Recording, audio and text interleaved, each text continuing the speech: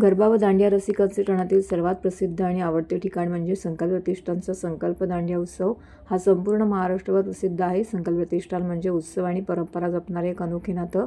संकल्प प्रतिष्ठानतर्फे विविध सण उत्सव समाजातील घटकांना एकत्रित आणून गुण्यागोविंदाने इथे साजरे केले जात आहेत।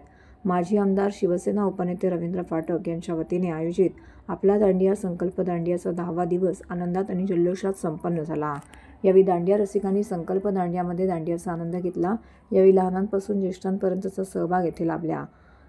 ठाणे पोलीस आयुक्त आशुतोष डोंबरे, मिर्झापूर वेब सिरीजमधील मुन्ना त्रिपाठी उर्फ दिव्येंद्र शर्मा, आश्रम वेब सिरीजमधील पम्मी उर्फ आदिती पोहणकर, सुप्रसिद्ध अभिनेत्री दीपाली सय्यद, अभिनेता दिगंबर नाईक, अभिनेता अंशुमन विचारे, सोशल मीडिया स्टार अभिनेत्री अंकिता मिस्त्री यांसह दिग्गज कलाकारांची येथे उपस्थिती लाभली।